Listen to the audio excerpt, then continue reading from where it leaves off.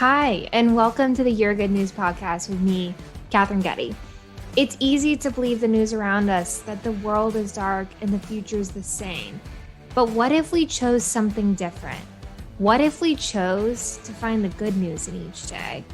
This podcast is a collection of interviews with friends, mentors, colleagues on their good news.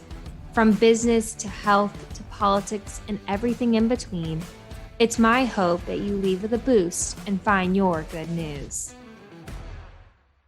Welcome back to another episode of the Your Good News podcast. It's me, your host, Katherine Getty.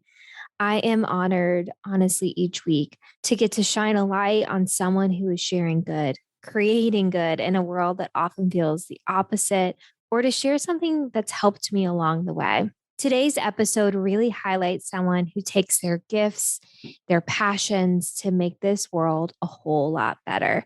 Mona Laviñia Garcia is a native Washingtonian. She's also an endurance athlete, rumble boxing instructor, and founder of the Northeast Track Club, among so many other adjectives I could use to describe her. She is nothing short of inspiring. I can't wait for you to hear this. I invited her on because from the moment I was introduced to her, I appreciated how she spoke about movement. We talk about her fitness journey that started with the idea that she wanted to live a fuller life. We delve into the value of being uncomfortable, of finding ways to move that you love, or just of being curious.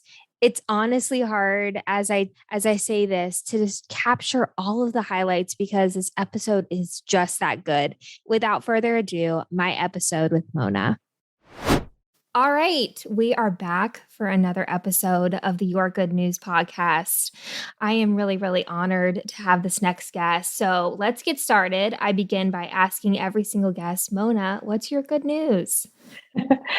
I thank you for having me, Katherine. And I think my good news is to be here with you, and that we're finally getting this thing going, and that we're sitting down and having this conversation. I know we wanted to do it for a while, so that's my good news: is that we set it up and we're here.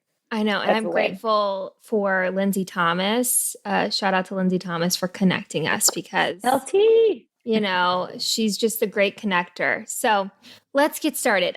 You have this amazing mantra quote on your Insta that I was really drawn to. It's here to the champion, you to live a high performance life. I may have butchered that. I hope I didn't. So how does this show up for you? How did you kind of create this mantra and live by it? I think it started with just my actions. I got into fitness over almost 9 years ago. And it started with me showing up for myself, and it was through running. And now I've evolved in so many elements. You know, I'm teaching boxing, I'm doing strength training, and I'm still coaching running. But when I started, I remember that the only thing I told myself is like, I am working on the longevity in life. I just wanted to have a better, longer life. At that point, I was going to happy hours 4 times a week, drinking, not really taking care of myself, surviving, going to work the next day when I wasn't in fitness, probably hungover, not performing my best. And I remember that I just started with longevity in life. And so that carried me through for the first couple of years. And then once I started becoming who I wanted to become as a trainer, through discipline and dedication and consistency, I really started to want to show up for people. And in fitness, I just found, a lot of it is just helping people, serving others. And what can I do to champion you to live a high performance life? If you look at it as an athlete perspective, your goal is to get a little bit better, to perform better, but how can we do that in our daily lives? And I really feel that through movement, you can become better in so many different disciplines of your life. You can become a better parent, friend, sister. And I just think that if I can be there for them through movement and that trickle into any other field of their world, that's what I want to do. So I want to champion you to live your best life, high performing on all cylinders in every other way. I love the way you kind of reframe it because I feel like longevity in life and the society we kind of live, it's like to look better, and which obviously, is is great for a lot of people. But I think the longevity in life, it kind of reframes the why. And it 100%. did you feel like that kind of changed you wanting to, do that one rep or that extra mile? Did that change your kind of For sure, for sure. To me, it's always been, so with running, you always want to run. Doesn't matter what you look like at that finish line. Doesn't matter what you like. It's about how you feel and the work that you put in. And so when you think about it that way, the longevity in life, it's, one more rep, because that one rep is going to change the results, the end factor of how I feel. You're challenging yourself, pushing yourself, and longevity is to live a longer life and actual fulfilling and really good life. So when I think about it, I think, why not do the other rep? It's going to benefit me in the long run. Why not do another mile if I can? And really just having that mindset. So I don't have to say, oh, this is enough. Like, why not push another one? Without having the pressure, it could be overwhelming to have that go, go, go mindset, but I soften it up by saying, why not? Instead of you have to, it's just like, why not? If you can, try it. And I think you're spot on in how when you're able to fill your cup, you're able to pour from a full cup. For sure. And you talk about, helping people. Do you think that when you coach, you're trying to coach them from a mindset of like having them kind of reframe and help themselves? Because I think so often we're giving to other people that we don't know how to help and how to like take that movement and make it softened, but with a go, go, go. Yeah. Everyone has a different journey. I'm very grateful for my journey, just because I think it gives me empathy and compassion to understand what it means like to start from square one and not knowing where the hell to begin. So, I mean, it can be overwhelming. It can be very overwhelming, and it can be very scary. It could be tough, first of all, to start on your own, because you don't know where to start. And you feel overwhelmed to go to the gym. And then once you feel confident enough, you go to the gym. That's another challenge, right? And so in the beginning, I went through all of that on my own, not being certified, not knowing any of the knowledge that I'm grateful to know now. But I just started with, I want to run. I was running with shoes I got from like Ross that were just Nike. So I thought I could run with them to know that they're not running shoes, And so I had issues with my feet, and that's what made me curious to try to understand, how can I do something better? So that's kind of what I love is I love the people that are starting, because I understand that position.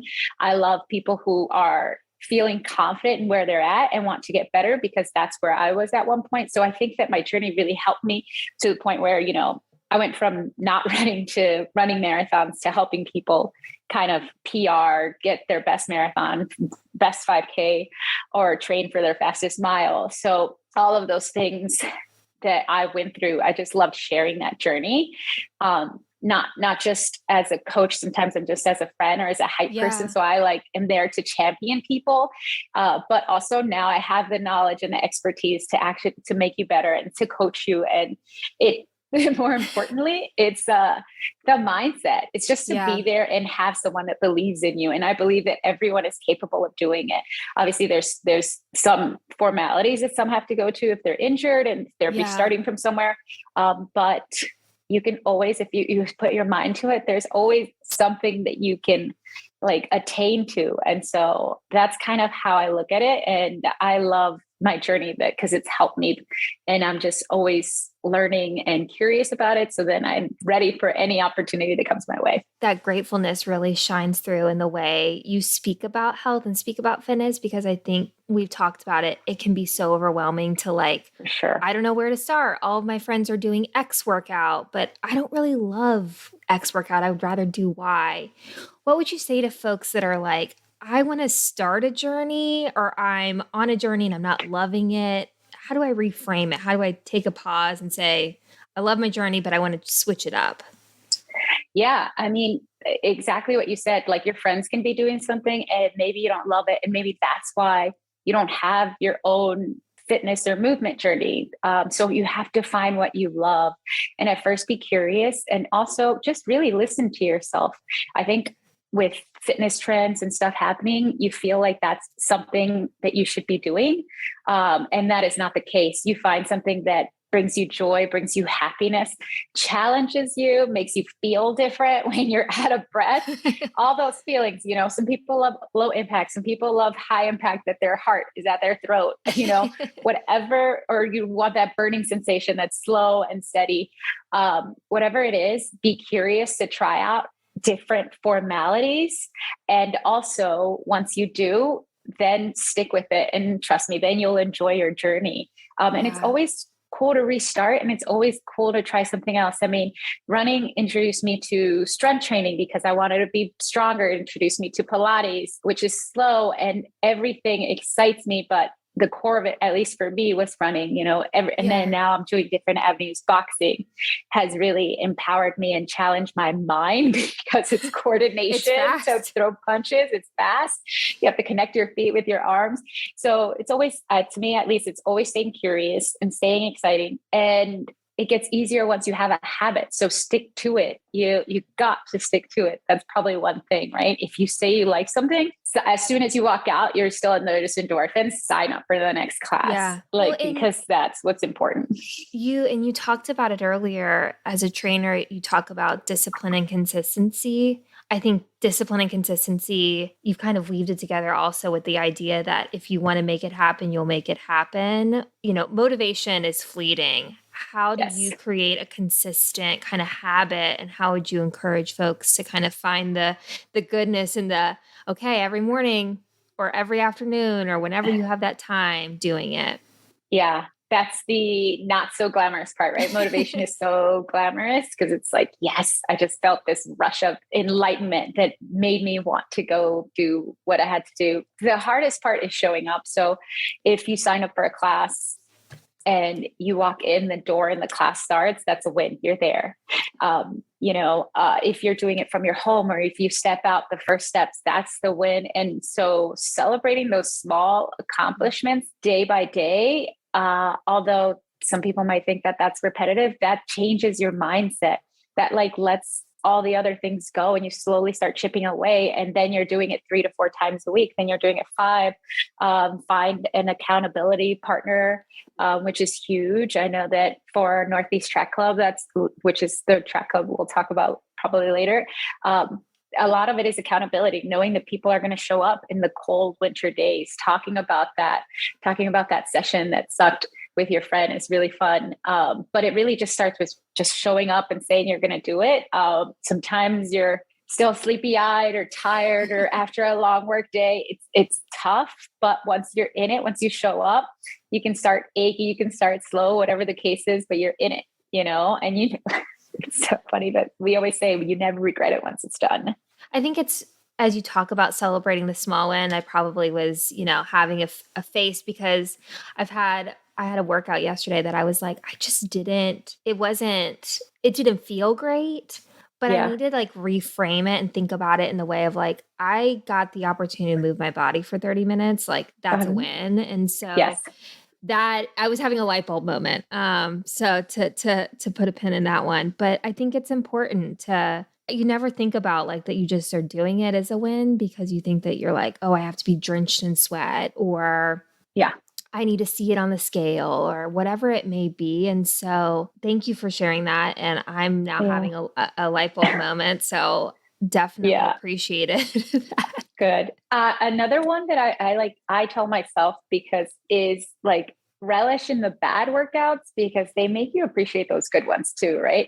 If you think about a training cycle of, let's say, 4 to 5 months, not all of them are going to be great, but you remember those great ones where you PR'd, or you lifted a weight that you didn't think you were going to do, or you did that final push-up it's not always like that. You've had a lot of sucky sets of push-ups, but when you do that one that you feel so great that you're bouncing off the ground, that's why you should enjoy those.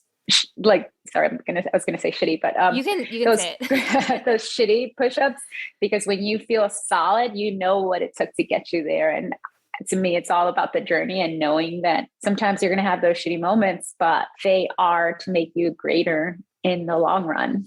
Yeah. And I think it goes back to the idea of the journey. Like, not all parts of a journey is going to be high highs. Like, you got to have the lows to appreciate the highs. So I think that sometimes I feel like, because everything is so instant gratification, that working towards something sometimes feels like, oh, if I didn't have a good day, like people were like, I'm going to stop. Yeah. So I think it's a good reminder, relish in the bad and celebrate those small wins, because there's a lot of good that will come out of those situations. Yeah, for sure. Well, it wouldn't be 2021 if we didn't acknowledge, the elephant in the room. Trigger warning for everyone, because I feel like we're just not going to ever stop talking about COVID. Oh gosh. But has that impacted kind of the way you've coached? Have you seen a change in the way people are showing up, and how they kind of are trying to find that movement, that goodness in the movement? 100%. I want to say that, I mean, everybody knows what it did, but COVID really helped. I mean, it like crumbled the fitness industry at one point. Yeah. The majority of my time was spent at a gym, and when it shut down for months and months and months, almost to a year, I think, you wonder, what are you doing? Who are you in the beginning? And 2020, with all of its struggles and uncertainty, definitely a lot of learning, coming back 2021. And I think the biggest thing for me at that point is having the opportunity to be back in a room with people was just so fulfilling. So when I came back into a room, because after all the trials and tribulations of doing virtuals and Zooms, which I still do, it's now a hybrid thing. Yeah. So after all the challenges and struggles and learning all of that, it's become a blessing because you can still reach people from different places. What 2021 taught me or helped me, it's still challenging in many ways, but there's things that I love, and my coaching has definitely changed and evolved. And through the years, you want to get better and you want to evolve and you want to understand your clients more. But this was just like advanced involvement. It was like, okay, now do it now. Do it now. Now. Yeah. So I definitely think that like how I reach out, how I cue, how I coach, and the mindset that I talk, it's just definitely more thoughtful, more intentional. And it's understanding that there might be 12 people in the room. Those are 12 different stories. So the way I coach, I want to coach for everyone, but it's also just, honestly, I think it's been gratitude to be able to, like, if we're seeing people in a group, to be able to move together is huge. Human connection is incredible. And I don't ever take that for granted, not anymore, because there was a time when we were all looking at each other through a screen. Uh-huh. So there's so much gratitude, so much there, but also giving them space to take whatever they need. Yeah. It's like, do what you need, take what you need. I'm just here like as your guide in that way, but do what you need, when I have the opportunity to work with more people one-on-one. So it's just literally just listening to them more and just being there for them. And then that's what I love. I'm really championing them because I'm by their side, at least for that 1 hour. And it's totally about them. And I'm challenging them in different ways, but this is their moment. This is their time. When I'm in the track, it's literally for them and serving them. So the way I serve, I think it's just a lot more. There's a reason. I know why I'm here. And I'm glad that if there's anything that like 2020 and 2021 taught me, is that I'm in the right space. I'm in the right place, because if not, I would have jumped ship already. Like, this is not for everyone. It's not for the faint. It's been hard. It's been challenging, but every moment is worth it. And I feel like it kind of ties back, like all that you've talked about it in the 2020 and 2021 and the gratitude. It goes back to you wanting to be a champion for others. And but it's like honing that skill. Like you're like, okay, let's make diamonds now. Exactly. Yeah. Which is a beautiful thing. Yeah. So I think it's interesting how the gratitude, I think those with a gratitude practice or who have realized the importance of gratefulness have really come out in a good place with that. Yeah. And not just that, like, I think before we all had our own struggles individually that probably never shared. This is the first thing that we all can relate to. So when you're in it and you're doing all of that, I know you can do hard things because you're here and you're moving and you have that time. So there's this thing of like, now I know your potential is even high. If I knew you had potential before, I know you have so much more because you are here, you are living, you are moving, and we are doing this together. And that is really powerful if you think about it, because that was some hard shit we had to go through, and we're still here, and we're giving ourselves like 45 to 60 minutes of like showing up. So if there's anything, just don't take it for granted, right? Take that moment to give yourself everything you can. Yeah. And I think that the movement, there's so much good, it does change you emotionally, physically, mentally. I'd love to kind of talk a little bit more. You reference your Rumble boxing instructor. Yeah. You created this amazing Northeast Track Club for those in the DC area. I'd love for you to talk more about kind of how you created and got into both of them. Yeah. I got into boxing over, I want to say 5 years ago, just out of curiosity. There was someone on the track that was a boxer, and he was running these 200s, sprinting them with all the runners that I knew were fast and furious as well. And he was sprinting them, and he was so conditioned that he was ready to go every 200 reps. And I was just like, well, what is this training that I haven't done before? And will that help me on the track? And that's like the connection that I thought of it is, if I trained or conditioned myself as a boxer, that'll help me perform better on the track. Right. So how can I do what I love doing a little bit better? And I got into boxing. I got a coach and worked on it individually. And what I'm saying, like, I started from square one. It's very humbling because you don't know anything as fit as you are.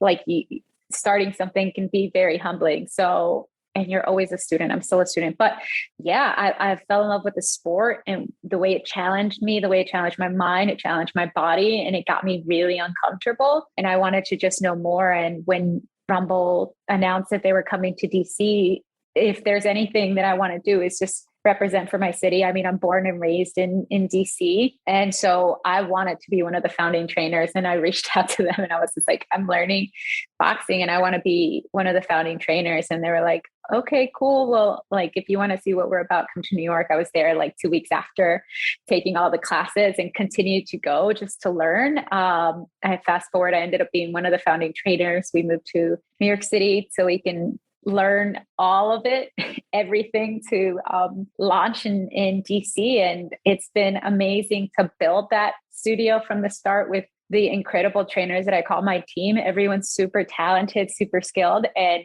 to be around such great talent and to continue learning and elevate, it's been great. And I'm so grateful to build that community and to everyone that walks into that studio. So that's been amazing.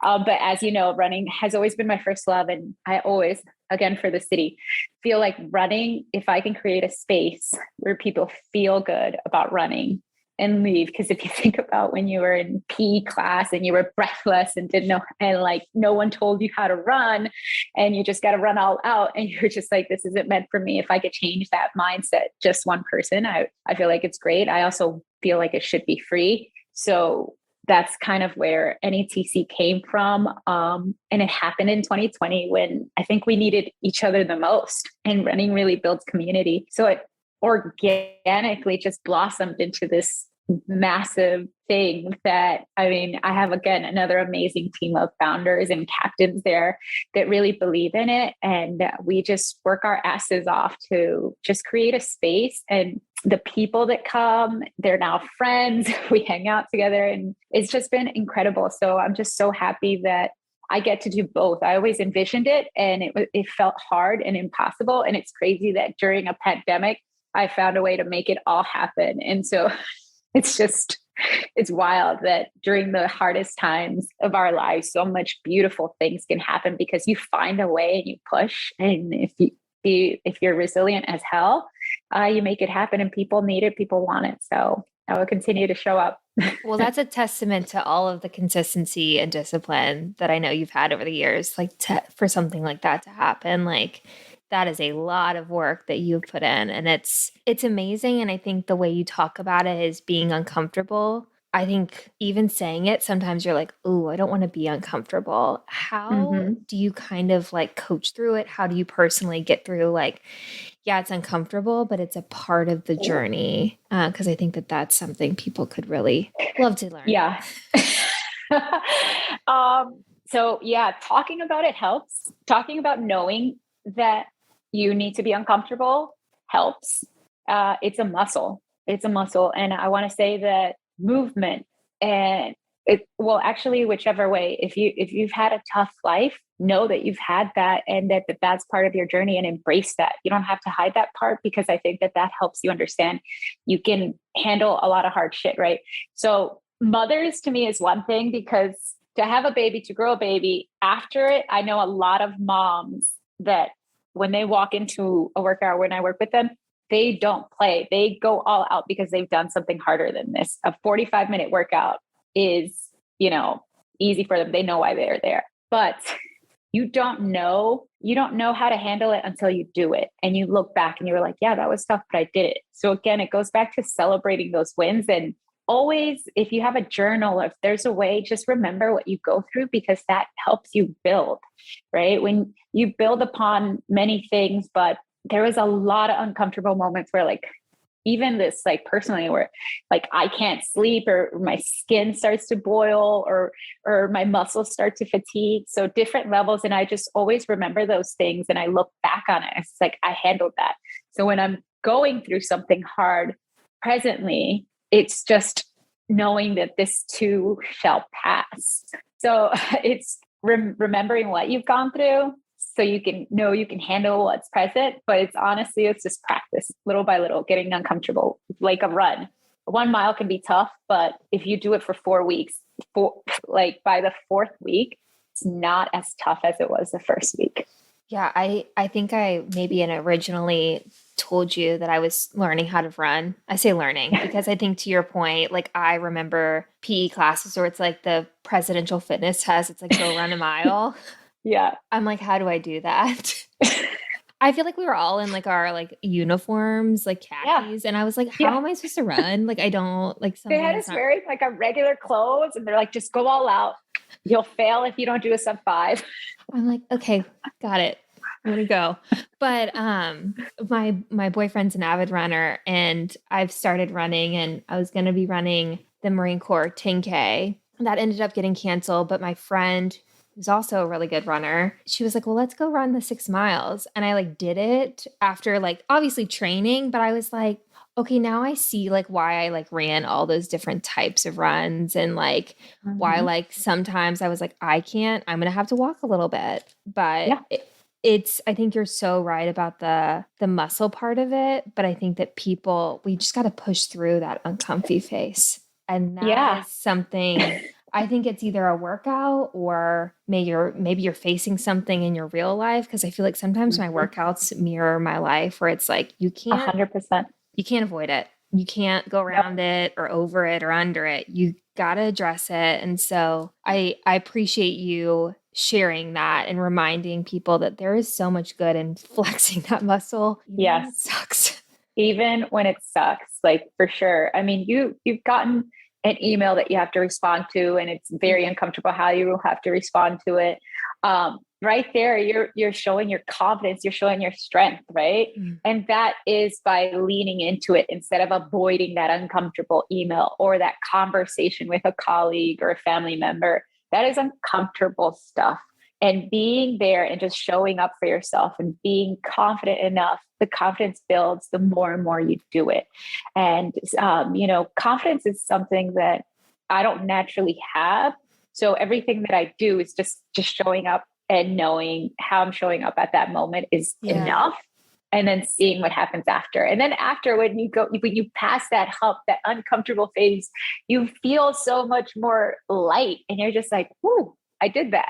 And it's just, life is so much of those. If you allow yourself to be uncomfortable, it's a whole bunch of I did that moment. And then you feel boss as hell. I mean, I love that. I feel like it really leads us in, and we're going to bring this puppy home.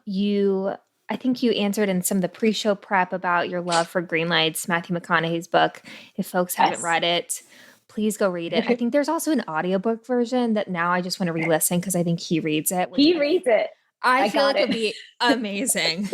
Yes. And would make commutes So much better. But he said this comment of redeem every bit of life while you can. Oof. Yeah. It's like, I want to say it again for those in the back, redeem every bit of life while you can, because this life is a blessing, is a gift. It is short. Sometimes it doesn't feel like that, but how does that kind of show up for you? I mean, it's exactly like you said, it's short. And again, like during COVID, if I always knew it before, but during COVID really highlighted, like you said, we had to go through all those challenges and a lot of stuff that was going on around us. It was a lot of sadness, a lot of tragedies, a lot of eye-opening things. So if you have something bright, something that brings you joy, something that brings you happiness, shine a light over it, those moments, if we could amplify them so they can help us keep going, because life is tough and life is hard. It's not always rainbows. Why not? And also curiosity and trying different things and getting out of your comfort zone. That is part of life. That's what makes you feel alive. Like when it comes through movement, you do something that no one likes, burpees, but guess what? After you do 30 seconds of burpees, your heart is bursting, your blood is flowing. That is your body the most alive it can be, right? Your heart is thumping. Like when you see somebody that you're in love with, like it's just all of those things. Yeah. That is part of living. So if you can get that movement that helps your body know you're alive and live life like that, why not have all of those things happening for you the most you can? I mean, I think a lot of the coolest opportunities I have is by saying yes to the things that align with me and saying no to the things that I don't need to do. And so it's really following your intuition, trusting yourself and knowing what you want to do. And I think that like when I think about that quote, and it was really great to hear from him, you think about how he lives his life and all the stuff he's gone through. He's tried a lot of different things, and some of them don't pan out. But that's living life. You learn. Yeah. I think there's so much beauty in failure. I think that you learn so much through like, okay, that didn't work. Let's pivot and try something else, 100%. 100%. Well, I mean, there's just been so much wisdom dropped this morning, this afternoon, whenever y'all are listening, from being curious to listening to yourself, to finding the joy in movement however you can, to being consistent and disciplined, to being uncomfortable. And that's okay. And that's a muscle that we all need to flex maybe a little bit more sometimes. That's that muscle. Anything else you want to share before we end today? No, I would just say, going back to if it's movement and in life, just find what you love, and in fitness, find who you love. We're in a place where like you can find a trainer, find a person that will relate to you, and do that thing, because there's so many good trainers out there, so many good people out there that'll make you feel really good about your fitness journey. And if you have any questions, I'm here to help if anything. And I will put all of your handles, everything in the show notes. So Mona, thank you so much for joining today. This was awesome. Thank you. It was great. Wow, I am just abuzz with that interview. How freaking amazing. Mona just really gave me so much to think about. And I really, if I'm being honest, need to start with celebrating the small wins. I'm often not good at taking catalog of those little things, of the little ways that I show up. But I wonder what stood out to you? Anything you want to incorporate moving forward?